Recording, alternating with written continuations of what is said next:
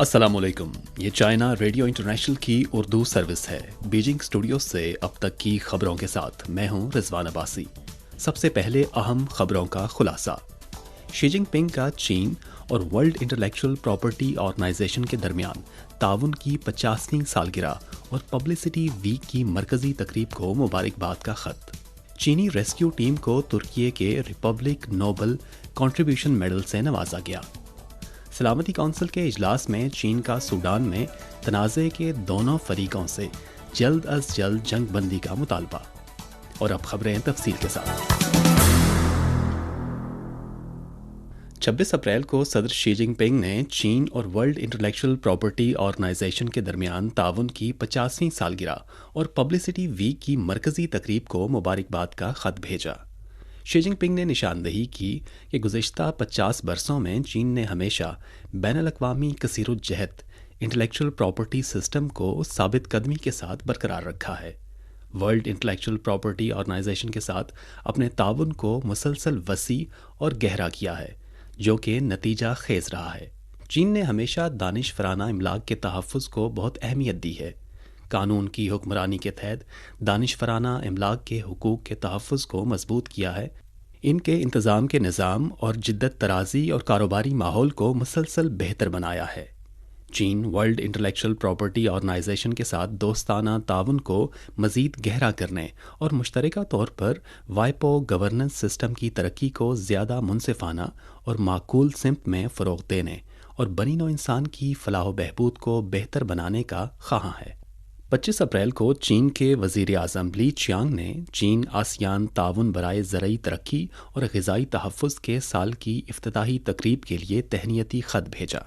خط میں لی چیانگ نے کہا کہ رواں سال صدر شی جن پنگ کی جانب سے پیش کردہ چین آسیان مزید قریبی ہم نسب معاشرے کے قیام اور مشترکہ طور پر بیلٹ اینڈ روڈ انیشیٹو کی تعمیر کی 10ویں سالگرہ منائی جا رہی ہے۔ زراعت اور غذائی تحفظ، امن، استحکام، ترقی اور خوشحالی کی بنیاد اور چین آسیان تعاون کے اہم شعبے بھی ہیں۔ زرعی ترقی اور غذائی تحفظ میں تعاون کے چین آسیان سال کا کامیاب انعقاد بہت اہمیت کا حامل ہے۔ انہوں نے امید ظاہر کی کہ دونوں فریق پالیسی روابط، تبادلوں اور تعاون کو مزید مستحکم کریں گے، زرعی ترقی کی لچک اور استحکام اور غذائی تحفظ کو بہتر بنائیں گے، مشترکہ طور پر مشرقی ایشیائی دانش مندی میں حصہ ڈالیں گے اور عالمی خوراک اور زراعت کی حکمرانی کے لیے مشرقی ایشیائی ماڈل قائم کریں گے۔ 26 اپریل کو چین کے اسٹیٹ کونسل کے تائیوان امور کے دفتر کی ترجمان چو فنگ لین نے آبنائے تائیوان کی کشیدگی پر صحافیوں کے سوالات کے جوابات دیے۔ ایک رپورٹر نے پوچھا کہ شن پے شہر کے میئر ہو یوئی نے حال ہی میں آبنائے تائیوان کے دونوں کناروں کے تعلقات کے بارے میں بات کرتے ہوئے کہا کہ دونوں اطراف کو باہمی غلط فہمیوں کو کم کرنا چاہیے اور ایک دوسرے کے ساتھ وقار اور برابری کا سلوک کرنا چاہیے تاکہ ہم مل کر آگے بڑھ سکیں۔ اس پر آپ کا کیا تبصرہ ہے؟ ترجمان نے کہا کہ امن، ترقی، تبادلے اور تعاون کی ضرورت تائیوان میں مجموعی رائے عامہ ہے۔ دونوں کناروں کے تعلقات میں موجودہ کشیدگی اور خلفشار کی بنیادی وجہ یہ ہے کہ تائیوان انتظامیہ تائیوان کی علیحدگی کے موقف پر سختی سے عمل پیرا ہے اور علیحدگی کے لیے بیرونی طاقتوں کے ساتھ گھڑ جوڑ جاری رکھے ہوئے ہے۔ جب تک ہم 1992 کے اتفاق رائے کی مشترکہ سیاسی بنیاد پر قائم رہتے ہیں جو ایک چین کے اصول کی عکاسی کرتا ہے، ہم بنیادی طور پر دونوں کناروں کے تعلقات کی پرامن ترقی کی حفاظت کر سکتے ہیں اور آبنائے تائیوان میں شدید جنگ کے خطرناک امکان کو دور کر سکتے ہیں۔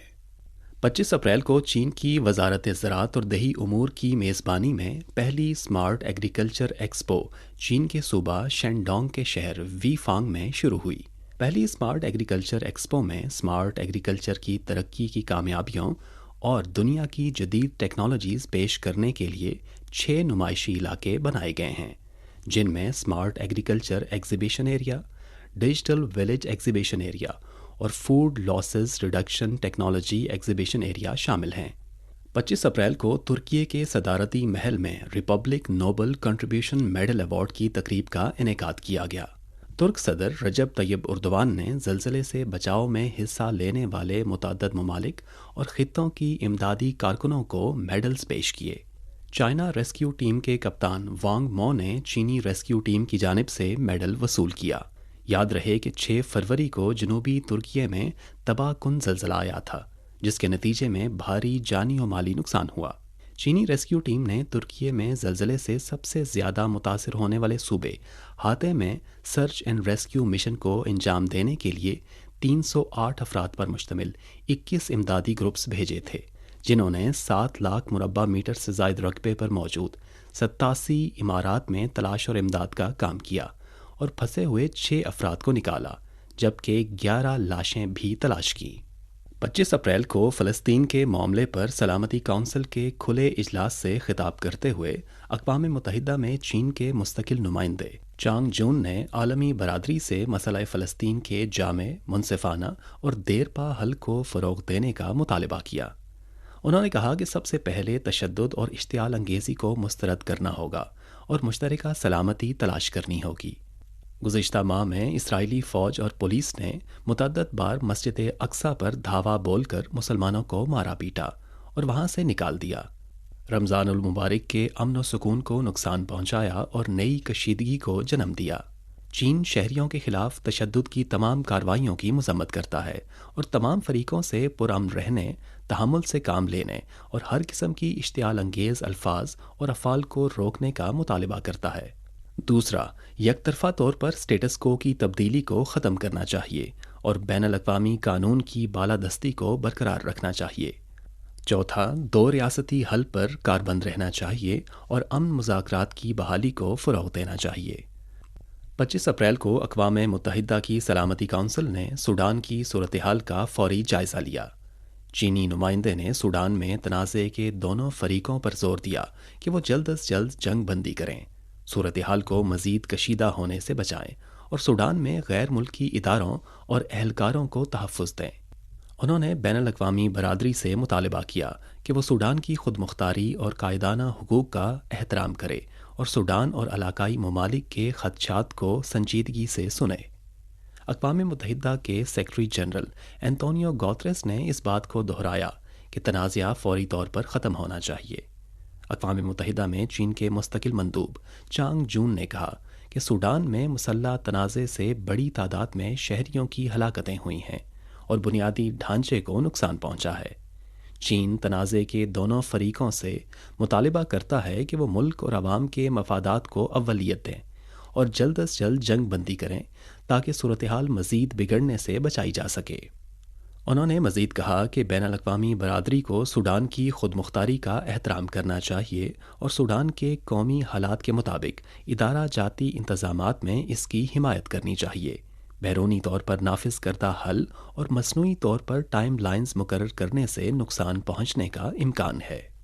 24 اپریل کو اقوام متحدہ کی سلامتی کونسل نے اقوام متحدہ کے چارٹر اور کثیر الجہتی کو برقرار رکھنے کے موضوع پر ایک کھلی بحث کا انعقاد کیا۔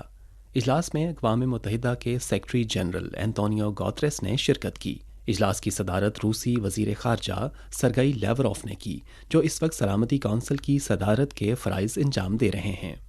اجلاس سے خطاب کرتے ہوئے سرگئی لیوروف نے کہا کہ اقوام متحدہ کے مرکز میں موجودہ بین الاقوامی نظام ایک گہرے بحران سے گزر رہا ہے اور کچھ ممالک بین الاقوامی قانون اور اقوام متحدہ کے چارٹر کو تبدیل کرنے کے لیے نام نہاد قانون پر مبنی بین الاقوامی نظم و نسق کو استعمال کرنے کی کوشش کر رہے ہیں۔ ان کا کہنا تھا کہ یہ نام نہاد قوانین خاص طور پر دوسرے ممالک کی آزادانہ ترقی کو روکنے کے لیے وضع کیے گئے ہیں۔ ان کو نافذ کرنے کے طریقوں میں طاقت، مالی پابندیوں سمیت دیگر پابندیاں، جائیداد کی ضبطی، اہم بنیادی ڈھانچے کی تباہی اور اصولوں اور طریقہ کار میں ہیرا پھیری شامل ہیں۔ لاوروف نے کہا کہ اپنی بالادستی کو برقرار رکھنے کے لیے امریکہ کثیر الجہتی اور عالمگیریت کو کمزور کرنے سے بھی دریغ نہیں کرتا۔ انہوں نے اس بات پر زور دیا کہ مغربی ممالک کو بین الاقوامی برادری کے دیگر ارکان کا احترام کرنا چاہیے۔ چند مغربی ممالک کو تمام بنی نوع انسان کی طرف سے بات کرنے کا کوئی حق نہیں ہے۔ ان کا نام نہاد قوانین پر مبنی بین الاقوامی نظم و نسق، خود مختاری اور مساوات کے اصولوں کی سنگین خلاف ورزی ہے۔ یہ تھیں چائنا ریڈیو انٹرنیشنل کی اردو سروس سے اب تک کی اہم خبریں۔ رضوان عباسی کو اجازت دیجیے۔ مزید خبروں کے لیے دیکھیے ہماری ویب سائٹ पता है urdu.cri.cn।